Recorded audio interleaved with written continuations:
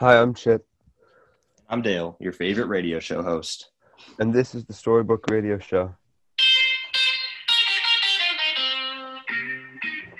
Each week, we choose a couple stories that you, the listeners, have written.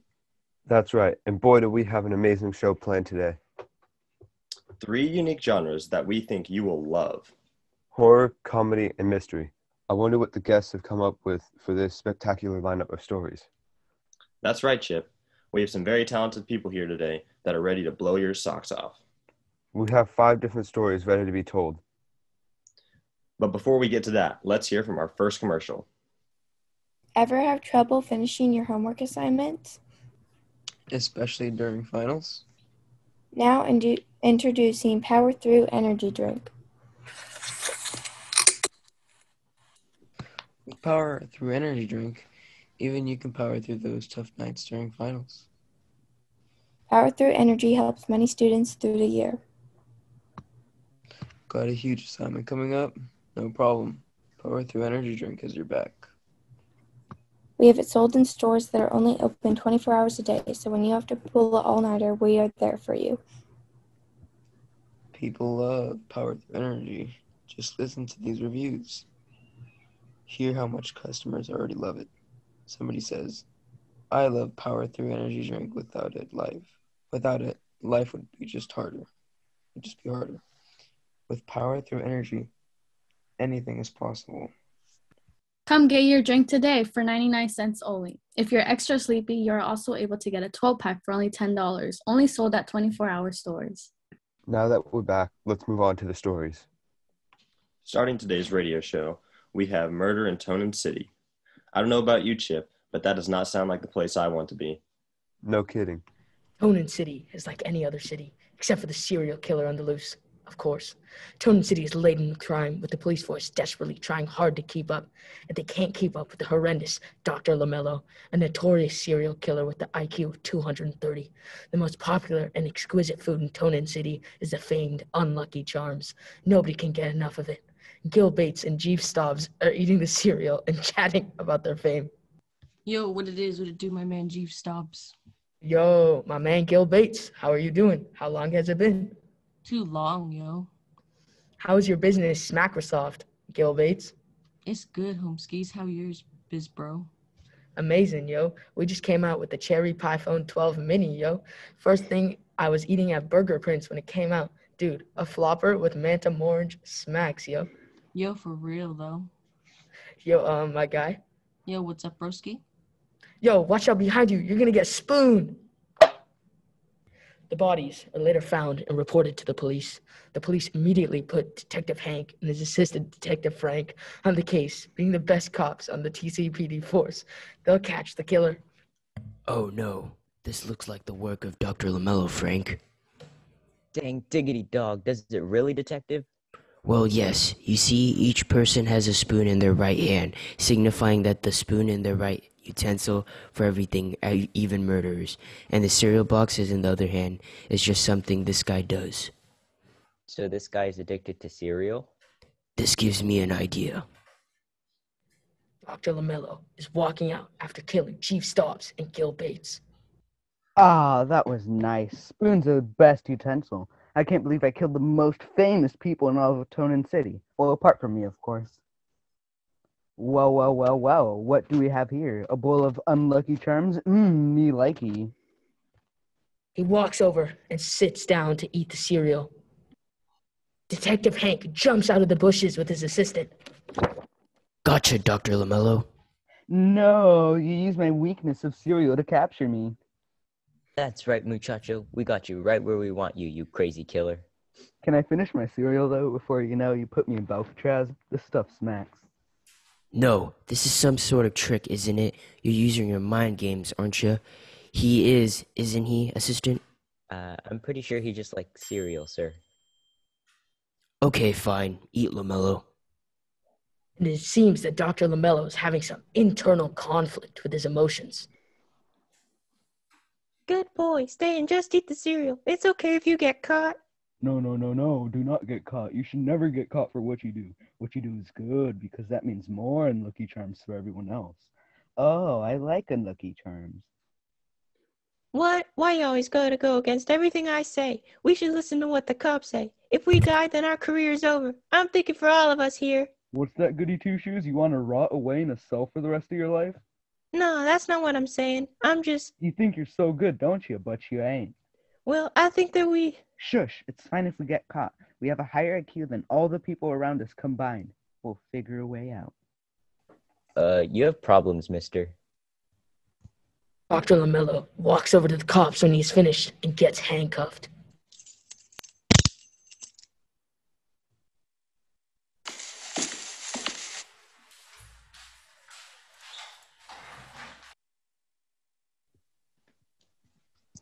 Ladies and gentlemen, we got him. Or did we? Obviously, stupid. I have him right here. Oh, yeah, I forgot. Detective Hank and Assistant Frank are at the mayor's house for a ceremony. Well, Mr. Hank and Mr. Frank, thank you all for your excellent work. You've caught the notorious Dr. LaMello. Thank you all for your hard work. Woo! Woo! Nah, it was nothing. We got them skills to pay them bills. Excuse me, my assistant Frank? He means there was nothing. Just all the days in work. No, come on. Enjoy the spotlight. I don't come out very often. And this? Mayor is shot, and the crowd gasps. What in the world? Who could have done something like this? Him. The assistant points to the top of the building, and they see a shadowy figure disappear.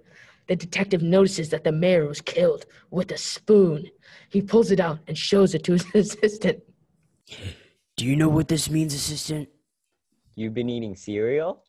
No, Dr. LaMello has escaped, and the mayor has been just spooned to death. The detective and assistant rush to Alcatraz, but Dr. LaMello is sitting in his cell reading 49 Shades of Cereal. Oh, hi, have you read this book? There's so many plot twists. Where were you 20 minutes ago, LaMello? I was eating my Unlucky Charms. Is there any proof of that? I mean, you can check my stomach, detective. No, not the cereal. The proof about you being here. I need that proof. Maybe the 10 cameras pointed at my cell 24/7? Thank you very much. I shall check that. Alcatraz prison warden enters, knocking on the door. Hello, Detective Hank. I am Warden Dwayne Donson, commander of this facility. Hello, Mr. Warden. I heard some commotion. Is everything all right? This prison is the most top-of-the-line facility in the universe, Detective Hank. Sir, we think that Dr. LaMello is behind the murder of the mayor. We do not know how he did it, but we are sure it is him because of the MO of the kill. There was a spoon. There is no way. The cameras have been on him the whole time. We can check it right now. The three of them head to the security office of the prison. Okay, let's check the cameras. Uh-oh. What's wrong? Seems like I did not turn the cameras on. Oh, poopsie scoodles. That is a problem. That means LaMello could have escaped. No way. This facility is the best in the universe. There are no escaped inmates ever. Except for the jailbreak last month, but that doesn't matter. I am just going to ignore that. Detective Hank is heading back to LaMello's cell with his assistant and warden. So, you sure that he can't escape? Yes, sirree, Bob. My name is Hank. The trio makes it to the cell where LaMello is being held. Hey, look, a magic trick. Dr. LaMello is gone. I can't believe he pulled an El Chapo. A who dang doggy what? You know, the guy who... Never mind, it doesn't matter. What matters is Dr. LaMello escaped. Impossible. Possible. I mean, come on. Just look at the cell. There's no one there. I refuse to believe. And the warden is shot. Oh, wait a minute. That's a spoon. Detective Hank looks around and sees Dr. LaMello fleeing the scene. Stop the killer. Detective Hank and Assistant Frank start chasing after Dr. LaMello, but when they make it outside, LaMello is gone. Detective Hank and Assistant Frank are outside the police station, talking to the police chief, when Dr. LaMello runs by, killing innocent people. And he just escaped, sir. I expect more from you, Detective. That's 20. Wait, shoot, that's 56. Now 57. Haha. Tonin City sucks. For you, 58. Haha. Detective Hank, Assistant Frank, and the police chief, Chief LaMello, all the way to the mayor's house. Ha, gotcha cornered, bub. They ain't no escape for you now. You're coming with me, LaMello. You know why? Because you're too dumb to do anything about it. That makes absolutely 0 sense. I have an IQ of 230. Yeah, well, you don't make sense. My IQ is only 21. Dr. LaMello shoots the police chief, and Hank and Frank gasp. Seems like it's now a 2-on-1, detective. Uh-oh, SpaghettiOs. We can make this nice and easy. You could just submit LaMello, and I can handcuff you, and it'll be all easy. We can get this over with real simple. Kill him. Shoot him down, LaMello. This detective's been meddling with our plans too long. Yeah. Dr. LaMello points his spoon gun at Detective Hank and cocks it. Don't do it. Don't listen to the bad voice. Now, Dr. LaMello, let's not be rash. Maybe we could work this out. Shut up. And he pulls the trigger. No, how dare you, you vile fiend. Assistant Frank pulls his gun from the holster and shoots Dr. LaMello. Ah! That's right, bud. Your reign of terror is over. Assistant Detective Frank saves the day. For now. I can't wait for you to meet my assistant. Woohoo! I could hardly contain myself. Yeah, I wasn't expecting that either. Well, now it's time for another break. If you are ever in a predicament where the lights don't work, the microwave doesn't run, and the TV is black as night, don't hesitate to call over the Electric Enterprise, the best electric repair and servicing company. We come as fast as lightning and fix all your electric problems, brightening your day. With our brilliant method, just as simple as a flick of a switch, we have helped over 50,000 customers in our decade of service. Our engineers locate the problem, identify the solution, and implement quicker than your family can believe. Our customers give us 5 stars on our customer service and highlight our one and only Teach the Customer program, where we help customers learn more about the electric layout of their house. Here are some happy customers. The Electric Enterprise came to my house when they had a huge storm and one of the electric wirings fell on our roof. We were so relieved to have them here, and they fixed our electrical problems in no time. I have Electric Enterprise's number on speed dial, and oh my, do they work. Wonders in and out of the house in just minutes, and just in time for my late night TV show. So simple, and the price is worth every second. For just $30 an hour, our representatives will work smoothly as possible, and just as simple as a flick of a switch, we'll have your power up and running in close to no time. Up early in the morning before the birds start chirping and your coffee isn't heating up, maybe the TV won't turn on the news, call the Electric Enterprise.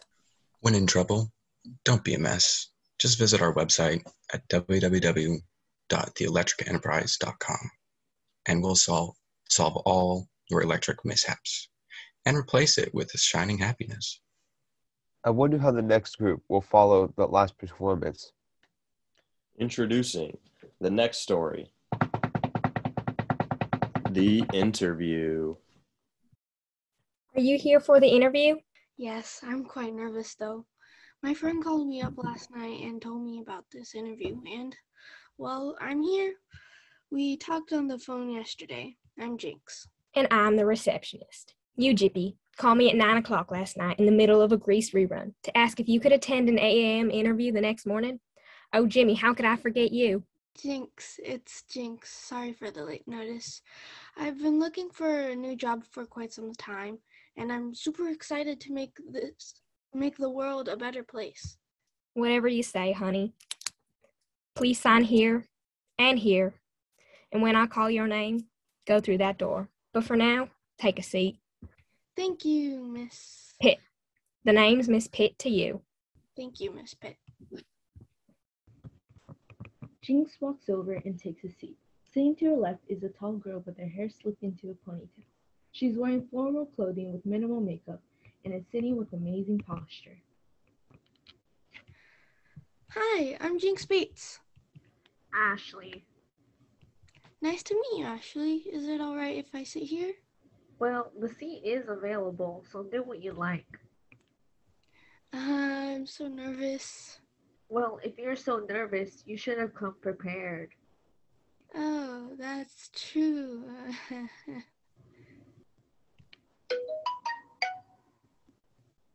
Oh, that wasn't my phone.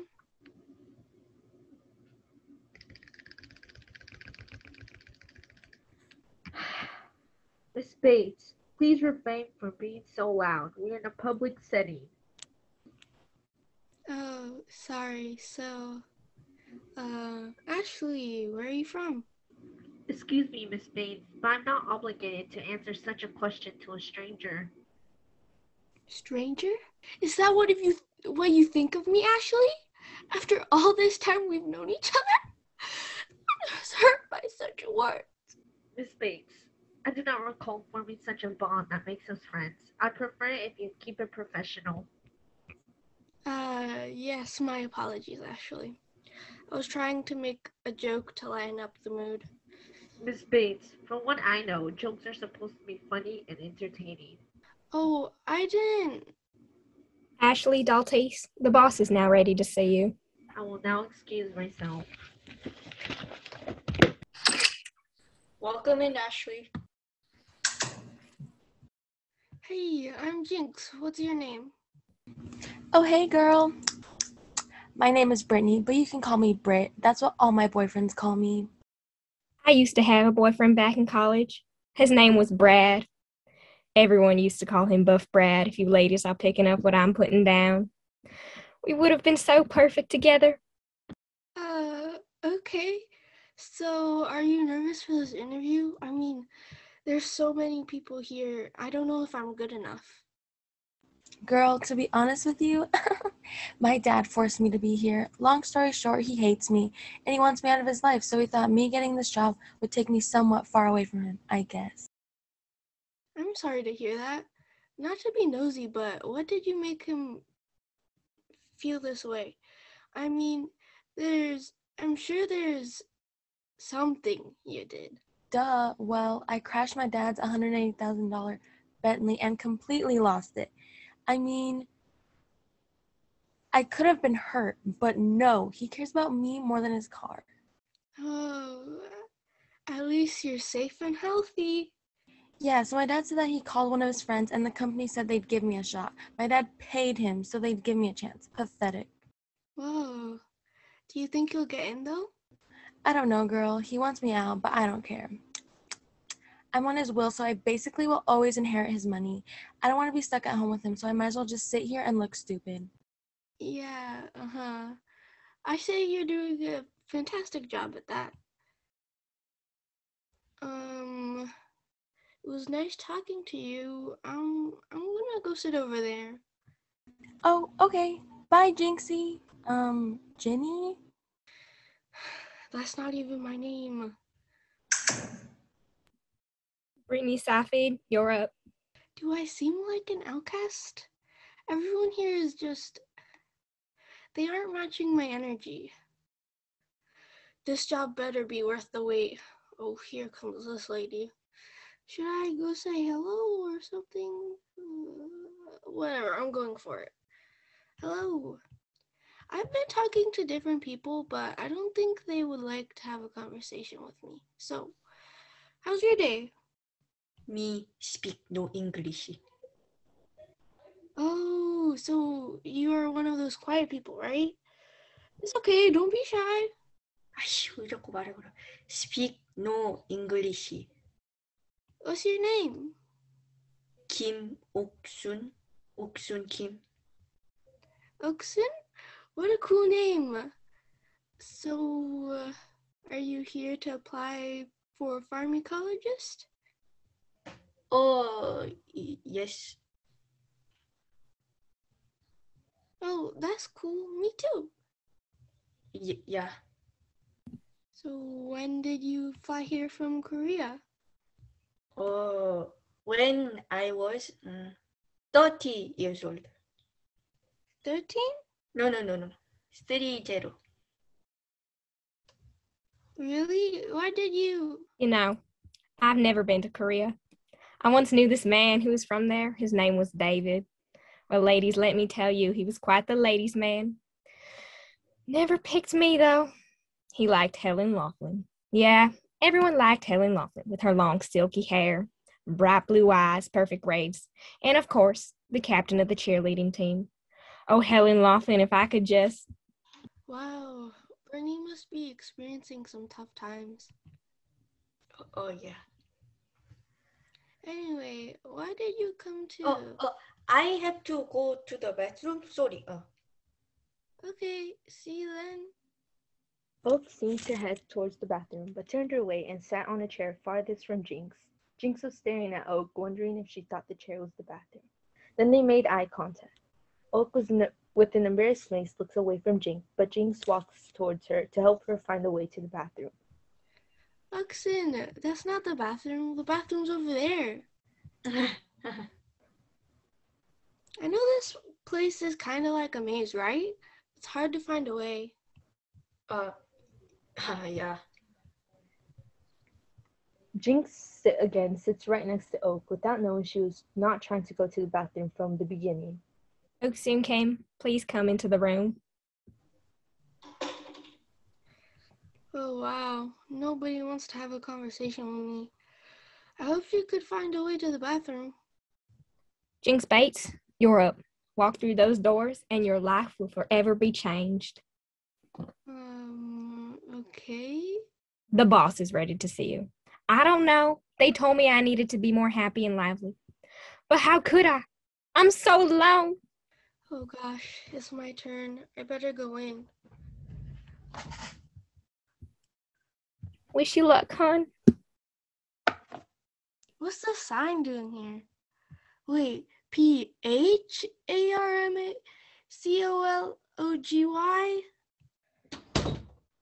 I think I made a mistake. What do you mean? I came here looking to become a farm ecologist, not a pharmacologist. Third one this week, sir. You think people would read these days? Okay, Reese, you're up. Wow, what another great performance. You took the words right out of my mouth, Chip. But speaking of great performance, today's sponsor is Nerd Be Gone, a performance-enhancing product. Have you ever suffered from being a nerd? Have you been bullied for being too smart? Well, that's why we made Nerd Be Gone. Hi, I'm Dougie, and I'm here with my brother and co-founder, Brogy. We're the creators of Nerd Be Gone. This revolutionary new product is a miracle worker for nerds. It comes in a can, you just spray it on yourself, and bam, you're no longer a nerd. This product has a 99% chance to turn you from nerd to jock. Our patented formula reduces brain mass to increase muscle mass. It also increases your growth by 10%. Before you were a loser? Now you're a football star who's getting a football scholarship from Michigan. Don't believe us? Do you know who Richard Sherman is? He used our product. Now he's a top cornerback in the NFL. That's right. You should have seen him before Nerd Be Gone. Many professional athletes have used our product. Nerd Be Gone. For just $299, you can go from being a nerd to becoming a star. Side effects could include becoming a major idiot, becoming an even bigger nerd, or shrinking. If you have problems, that sucks to be you. The Nerd Be Gone company will not be held responsible if the product fails. No refunds or cashback will be given. As always, a huge thank you to our sponsor. But now it's time to get back into the stories. Next up, we have A Time to Be Alive. I can't wait to see how this story will turn out. Shoot, I'm gonna be late.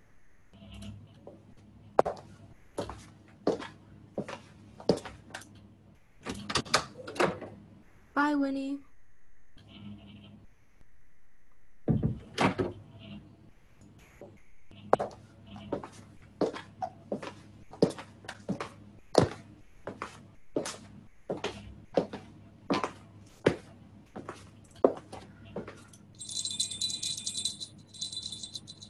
I'm here.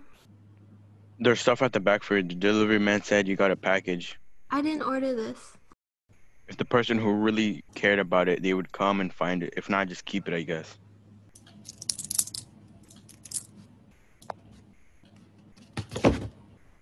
Huh? Where are the instructions? I guess I'll just press each button to see what it does. Okay, so that just changes the hour. What's this bottom button? That didn't do anything?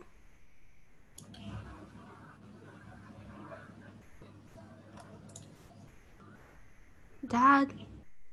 Dad? Are you there? What the hell?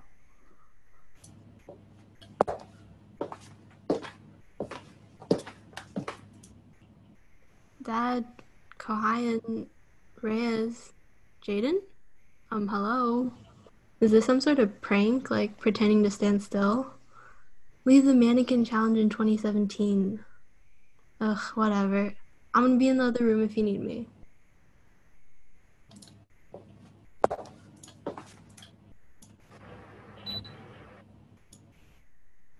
Oh, and now you start talking?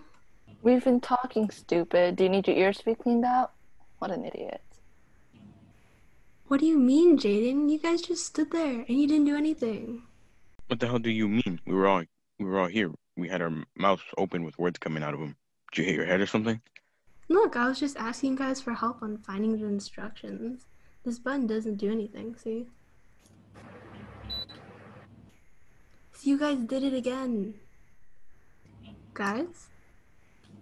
I swear you guys aren't even blinking. Wait. Oh.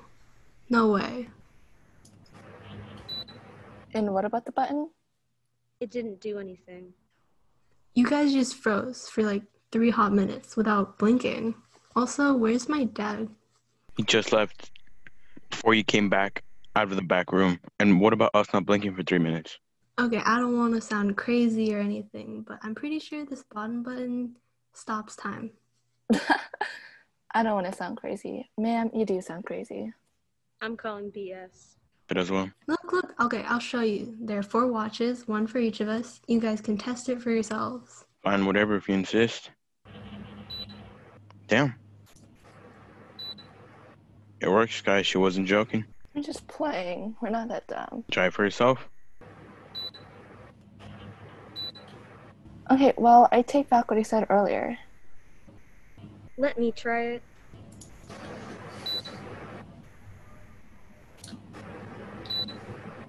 Okay, yeah, it works. I told you guys that from the start. It's not my fault you sounded like you got a few loose screws in your head. Okay, well, aside from that, what are we going to do with these watch-looking things? Use them, obviously. Do you know how much extra time I could get to sleep and finish homework with these? Wouldn't there be a catch? What do you mean? There's always some type of catch with these things. Don't you watch TV? I mean, I do watch TV, but isn't it mostly made up? Maybe there's some sort of limit to these things. So you mean like, say Suka paused time and just left it like that, time would resume on its own again because it only pauses for a certain amount of time? Yeah, that's what I'm assuming. These things didn't come with any instructions.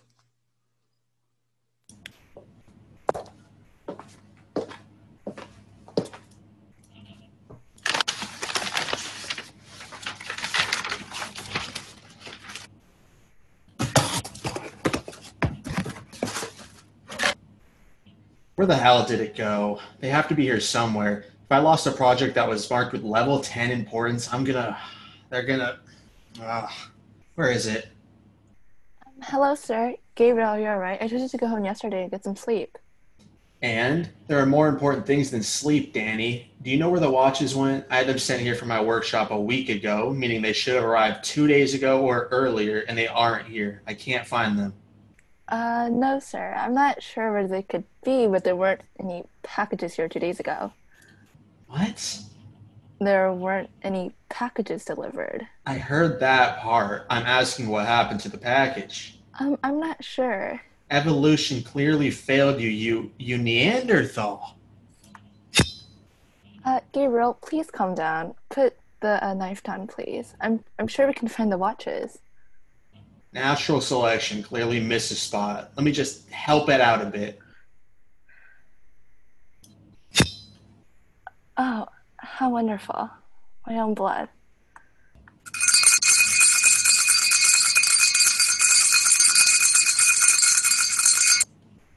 Ugh, what the hell? I got a chem test tomorrow. Just use a watcher, otherwise you'll probably fail.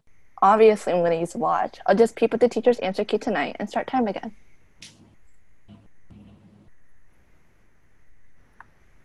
Nothing we know about these watches is like definite, except for the fact that they freeze time, so be careful with them. Yeah, whatever. What's the worst that could happen? No one is going to be at the school at night anyways.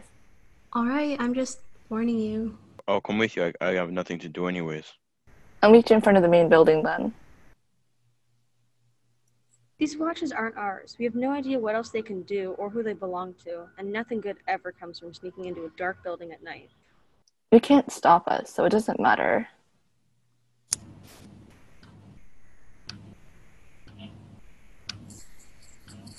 Kohayan, you're here? Yeah, I'm here. Okay, thank God. I thought you took it out last minute. Why would I do that? I mean, you are the type of person to do that. Whatever, are we going in or not?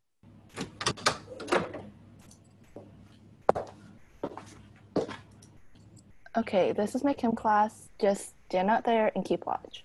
Keep a watch for what? Scary murder like in the halls of random high school? But yeah, sure.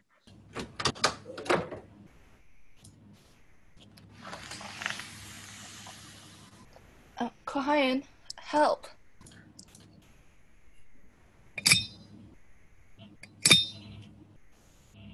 You good in there?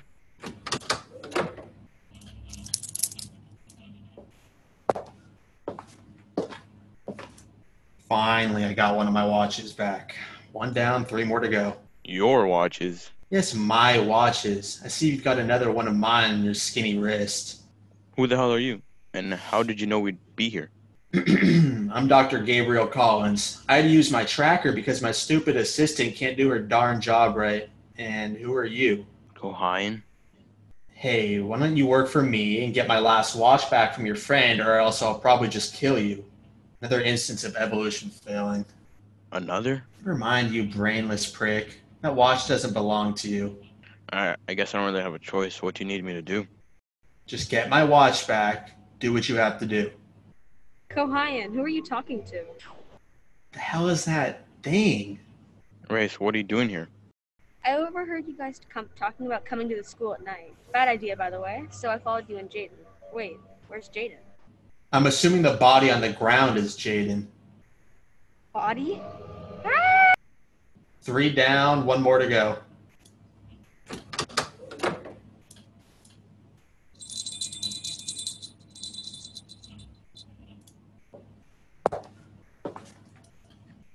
Oh, hello? We're closed. Jay. What, Kohayan? Do you need something? They... Spit it out.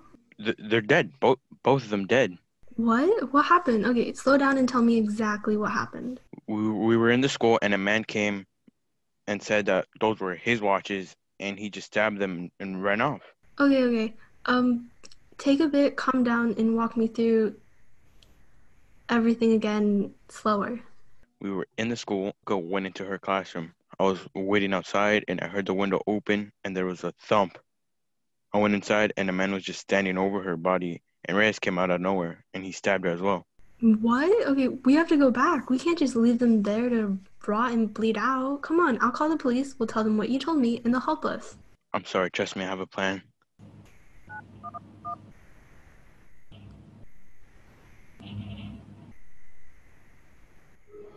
What's your emergency?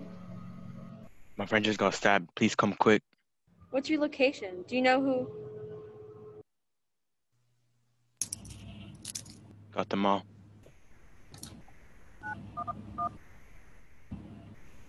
Dr. Collins? Yeah, I'll see you there.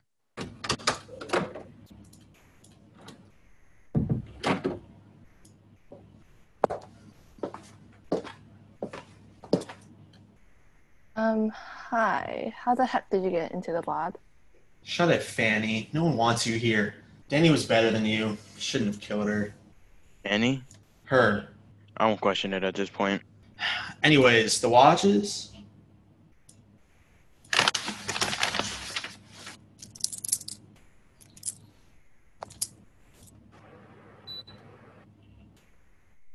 This is Channel 66 News. This just in.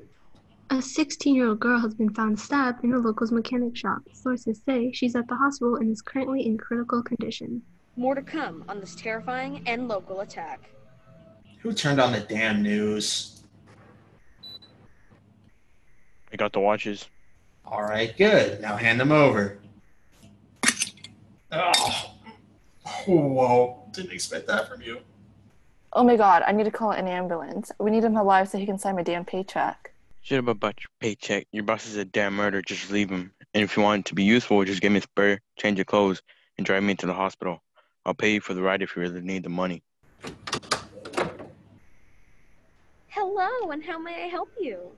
I'm here to visit a friend, Jay Tarantino. She might have been brought in on here about 2 to 3 hours ago. Yeah, sure, let me just check the files. Yeah. And who are you to the visitor? Just a friend. Okay, just sign these papers and her room is B26. Thank you.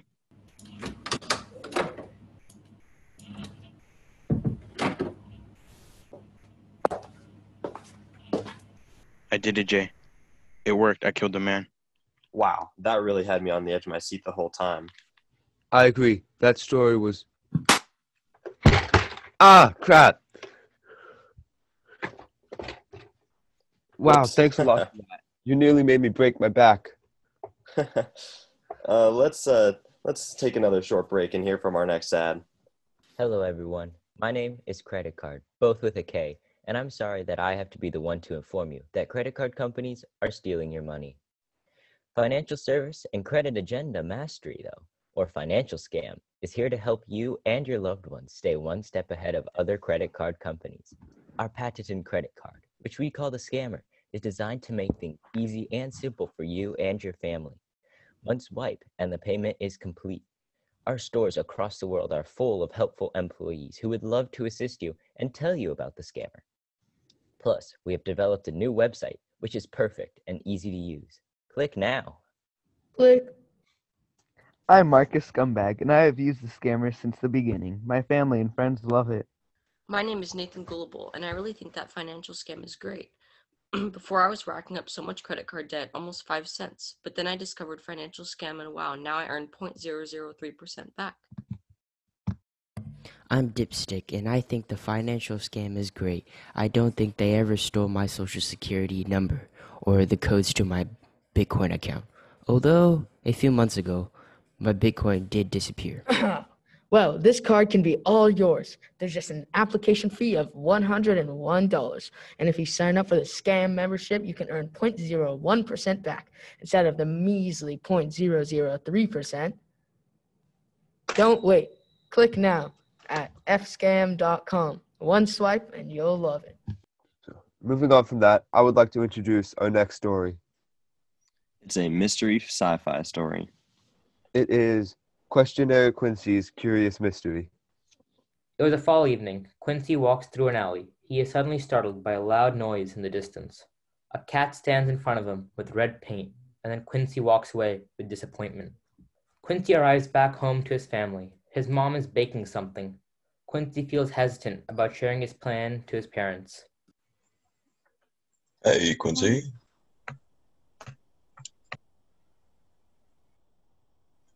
Hi. Hey, Mom, Dad, so recently I've been very interested in wanting to solve mysteries and help people. I don't know. Can we talk about this later? I'm kind of busy right now. Okay, guess I'll go to bed.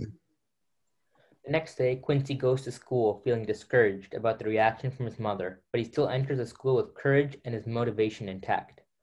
Quincy spots his friends in the masses of middle schoolers. You're back. How was vacation, Carl? It was short-lived, but I still enjoyed it. Well, tell us about it. What did you do? What resort did you go to? I think it was Club Med.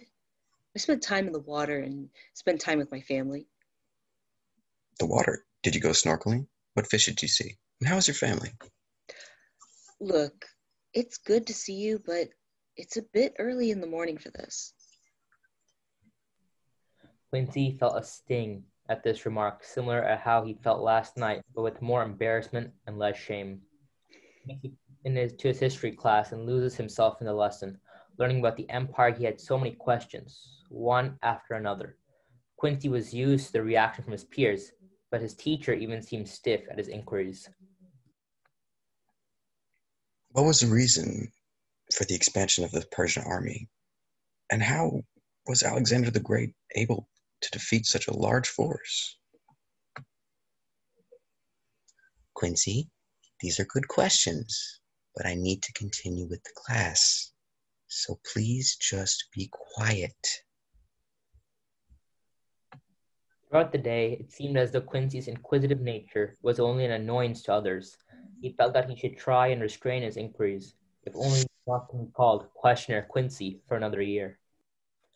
Once Quincy had returned to his bed that night and thought how to progress the day after, Quincy sat up and looked over at the television where the TV show New Things to Come was airing, although the TV had shut off. Curious as to what had happened, Quincy sat up and walked over to the breaker box down the hallway. That's odd.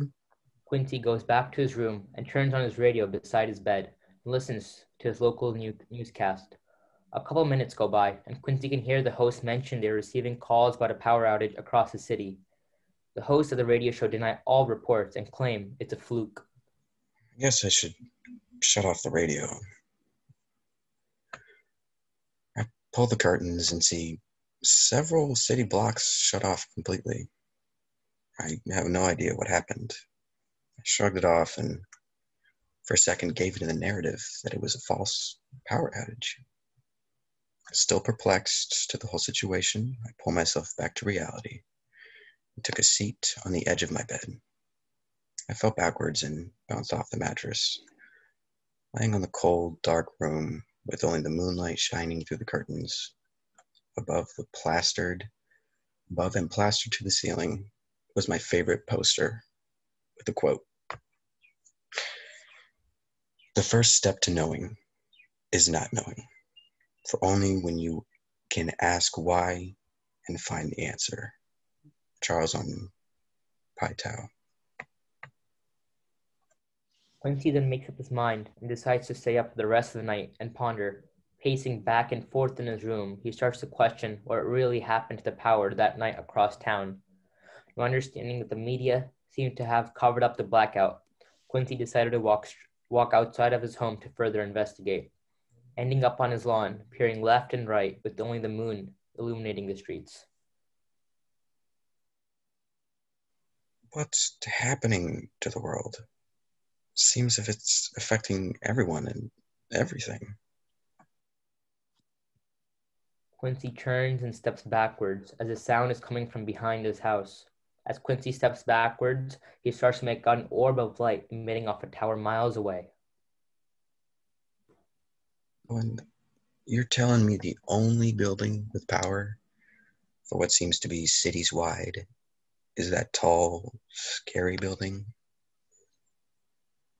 Quincy recalls a horror film he watched prior, imagining the same scenario the hero was in, climbing the flights of stairs with the eerie feeling that someone is waiting at the top.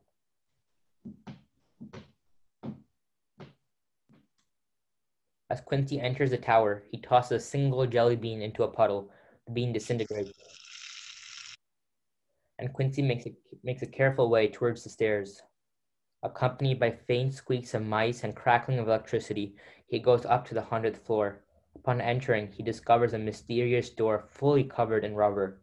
The light flickers in a repetitive manner as he opens the door and steps inside an empty room. What the? A glass sphere with the singular electron inside is placed in the center of the room.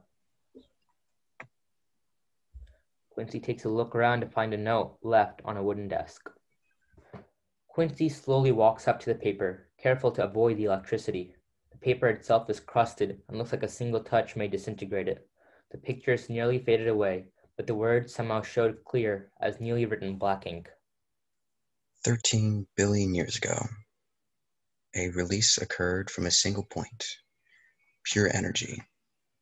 what makes everything anything. Energy traveled, gravity condensed, stars lit up the world. Matter and dark matter make everything that is there. Black holes exist, bringing the end everywhere. Planets formed red, yellow, green, and blue.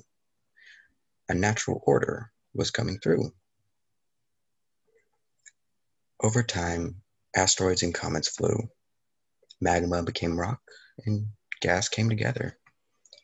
Galaxies further went, with power of the universe tested.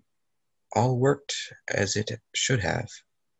Dark matter filled in everywhere. Organisms took flight and roamed barren planets. Some even traveled through this inky darkness, yet as soon as the beginning was released, the end was decided. For now, everything shall be over, and the stars will no longer light up the world. Is that a timer? It's too dark to see. It looked like 9 zeros, but it was set to 1 minute. Now there's 10 seconds left. All around me, pop sounded. And from the balls began to emit. Asteroids hitting each other, planets spinning and colliding, moons flying away. There was voices too. First I heard Sam. What in the world? Where is the world? And George. This is not right. Then Carl. I wish I was on my vacation.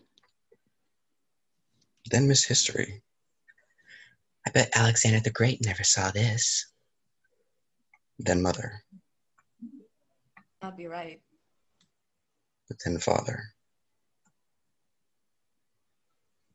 This is not logical at all. Then Charles on Paitao. This is rather crazy, for I can see what is happening, but I cannot see it. Around me, I saw the world disappear. The floor I was standing on dissipated. I could see the curvature of space-time flying away. That little blue dot in the seemingly glass ball rang. Yet as I dissipated, I heard a deep voice.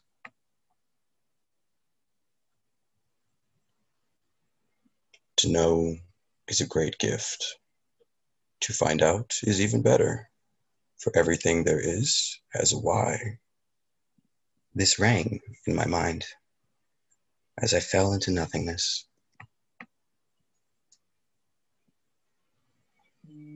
Sun shines down on Quincy's house as he's sleeping. What? Is that a sun? What just happened? Morning. Good morning to you, Quincy. Yes, thank you. Good morning. What happened to the blackout? There was no blackout. I don't think you slept well last night.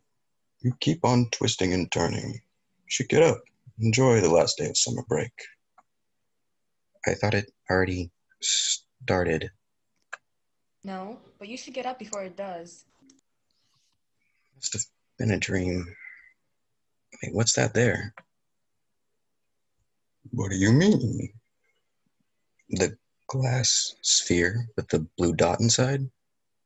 There isn't anything there. Now you should get up and eat. What just happened? The deep voice, everything. The blackout, was it not real? Or did it have a different purpose? Perhaps to inspire. Another great story. Wouldn't you agree, Dale? I thought so. I really appreciated the themes they were trying to get across. Before we move on, let's hear from our last two commercials, Snooze Pills and Sam Mittens. Honey, can you please pick up some cash from the bank? We need to pay the gardener before noon today. Yes, of course. Love you. Love you too. Bye. Okay, all you need to do is cross the street, pick up some money from the bank, and go back home. Gosh, I'm so tired, but I can't get any sleep. Walk sign is on now. Do, do, do, do, do.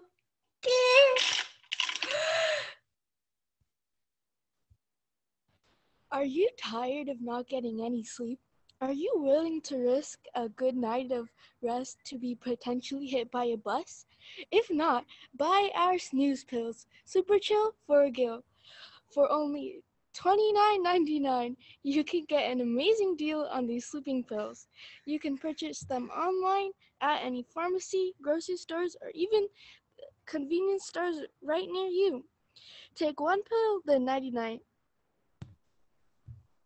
Do, do, do. Do, do, do, do. Oh, what's happening right now? Are we doing commercial? I didn't even know. I fell asleep right after taking the snooze pill Super Chill for Gil. Side effects may include excessive thirst, chills, headaches, fever, dizziness, drowsiness, rashes, vomiting, diarrhea, weight loss, hair loss, memory loss, blurred vision, back pain, kidney failure, heart failure, detachment of limbs, COVID, and potential death. Consult your doctor before taking snooze pill, Super Chill for Gil. Call now at 1-800-666-GIL and be the first one to experience superhuman-like relaxation. Are your hands constantly freezing cold?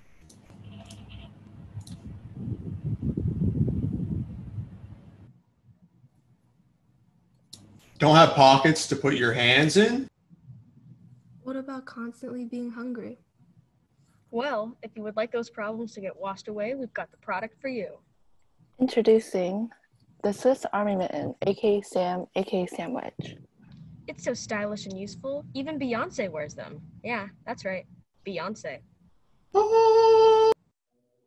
The sandwich has a lot of special features to help you solve problems the average American, such as yourself, may be facing. Say goodbye to cold hands and cold feet because Sam has a built-in battery-powered heating system that fits on all your digits and toes. The Swiss Army Mitten is also equipped with a small compartment to store your worms and glows in the darks to help you stay awake at night.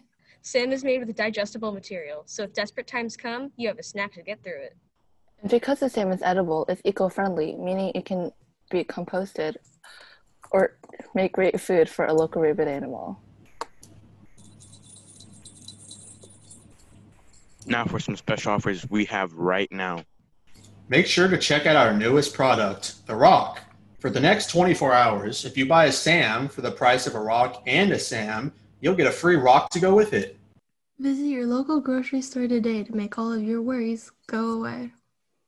Side effects include shrek-like feet, chills, euphoria, balding, Jojo fever, hairline, nausea, constipation, insomnia, mania, addiction to rocks, valley girl syndrome, increased crime What's a sessions. 51% chance of death?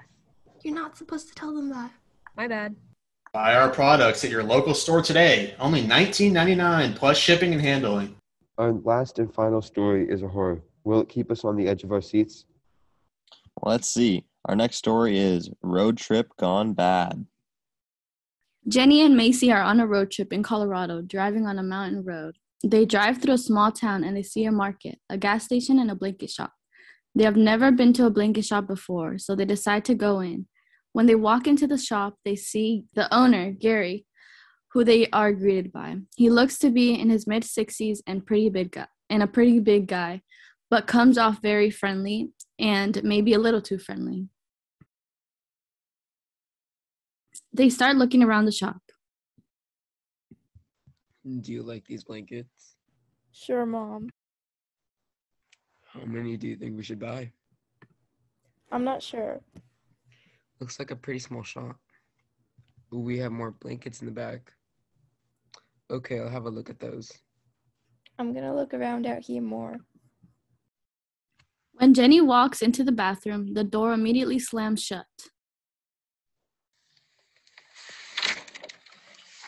What the? It's not opening. She tries to push the door back open, but can't. Your mom wants you to get her a Coke from the market. Here's some money she gave you for it. You should get going now. Okay, are you sure? I should double check with her because sometimes she likes diet instead of regular. No, I'm sure she doesn't care. Plus, she's in the middle looking at blankets right now. You shouldn't bother her. Though Macy is a little unsure about the employees telling her to go, to get her mom a Coke. She doesn't want to bother her mom, so she starts walking to the market they saw earlier. While Macy is being rushed out the door, Jenny realizes at this point she's been taken hostage. If you don't do what I tell you, there will be serious consequences. Gary pushes the secret door open. Go down the stairs. What? Okay, fine.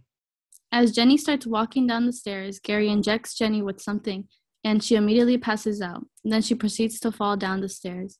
She wakes up remembering she has been taken hostage and realizes she has been tied up to a chair. She looks around and realizes there is a needle attached to an IV bag taking her blood. Where is my child? Why are you doing this? What is it that you want? Your child is fine for now, if you keep quiet. Don't hurt her, I swear. Drink this. Jenny looks to see a normal cup of tea. Then she sees Gary slice his hand with a knife and squeezes blood into a cup. No. Stop. Please, I'm begging you. If you don't, I will kill your daughter. Fine. Just leave my daughter out of this. She gulps the tea down, trying to ignore the taste of the blood in it. We will now begin. Begin what? An important ritual to our town. Jenny sees a bunch of people walk in. She recognizes some people that she had seen earlier that day walking on the street. Who are all these people? What are you going to do to me? Shut up. You are only making it worse for yourself if you ask more questions. She sees Gary grab a needle and she stares at Gary terrified. Hey, what are you putting in my IV? Stop. Good now that she's passed out, we can begin our ritual. Macy is still at the market looking for a Coke when she notices more and more people staring at her. Can I help you? Hello, is there something on my face? Stop staring at me. All you people need a lesson in manners. Like, it's just rude to randomly stare at someone. Macy makes a few jokes, but then starts to really get weirded out. Well, if you're not going to buy your groceries, I'll just go in front of you, I guess. Just this Coke, please. She walks out the store with the Coke, but doesn't feel any people on the street are also looking at her creepily. Dang, this place is weird. We should get out of here soon.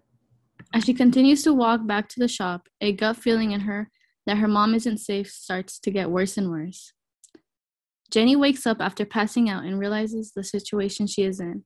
She then yells, Hello, what did you give to me? No one responds to her, and she realizes she is alone. She decided to attempt to escape. She moves her chair so that the back is facing the IV stand. She finds a sharp point on the stand and starts rubbing the ropes. Her hands are tied up and down on it. Finally, the ropes snap off. Jenny hears loud noises from the floor above and hears the steps coming towards the stairs.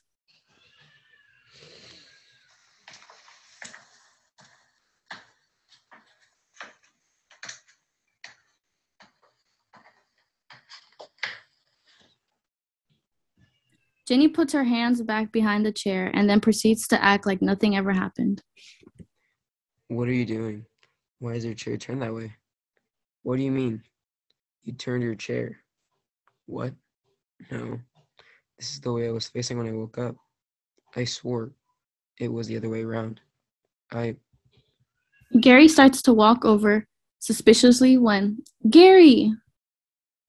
We need your help moving these blankets. Gary, now! Can you guys shut up for 2 seconds?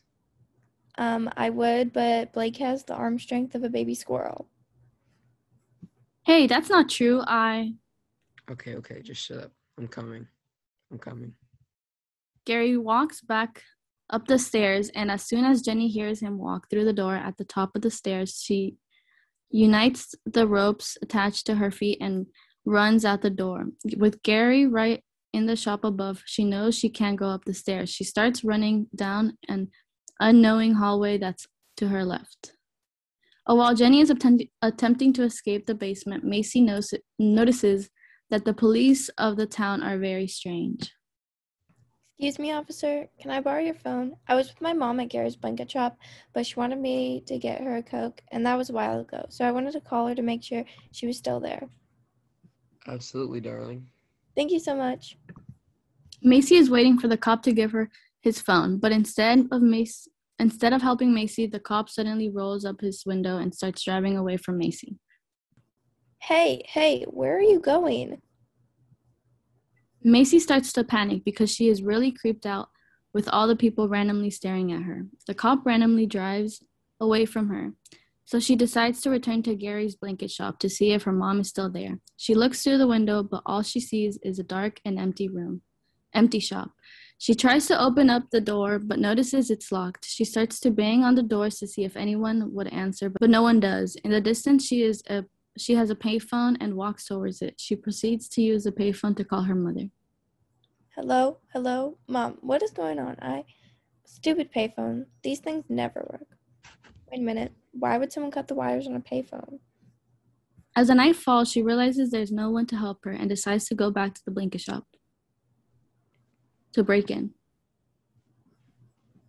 As Macy is having issues with the payphone, Jenny is running in the underground hallways of the shop. Oh my. Jenny sees a room in the hallway and peeks her head through the door. Is that my blood? They're using it to dye the blankets. I guess that was the ritual Gary was talking about. What kind of cold stuff is this? So then what were they going to do to me after they already had my blood?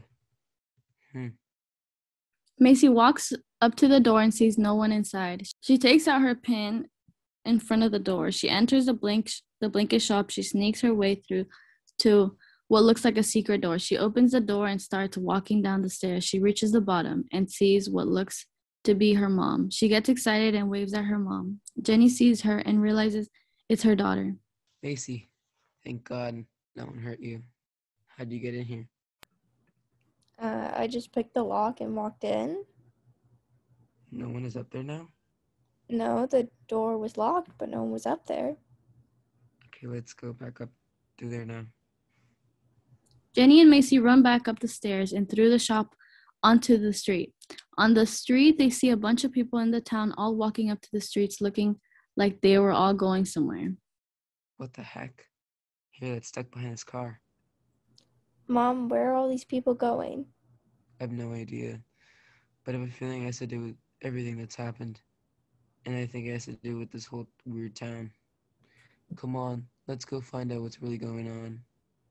Mom, I don't think that's a good idea. They kidnapped me and threatened to hurt you. I want to know why they would go so far for just a bag of blood. Okay, fine. All the people look like they're going that way.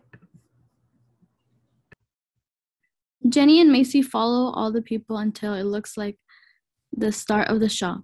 They see all of the town's people standing in a clearing middle of the field. Is this whole town a cult or something? Looks exactly like that. Once Jenny and Macy reach the virtual spot, Gary notices them in the distance and starts yelling and chasing them. Oh no. Run. Hey, get back here. You will be our sacrifice. Get them. All the townspeople start chasing them with pitchforks. Jenny and Macy continue to run for their lives. Where's the car? I don't remember. Oh, we just need to head back in the direction of the blanket shop. Wait, Mom, where are your car keys? They must have took them off me when I was passed out. They continue to be chased down the townspeople with the pitchforks. I see the car over there. Grab a rock. What?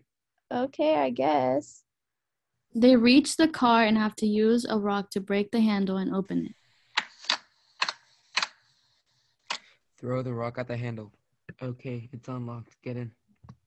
How are we gonna start the car? I guess we'll have to hotwire it. Come on. The engine turns on and they start the car. The people are coming. Go, go, go. Just as the townsperson hits the pitchfork against the back of the car, Jenny hits the gas pedal. This is the last time we ever stop in a small town on a road trip. Agreed. Jenny and Macy drive out of the town to continue on their road trip and leave the weird town and all the crazy people behind. That's all the time we have for today. Thank you so much to everyone for tuning in. We hope you enjoyed and come back next week. This has been Chip and Dale's Storybook Radio Show. And as always, have a bountiful day.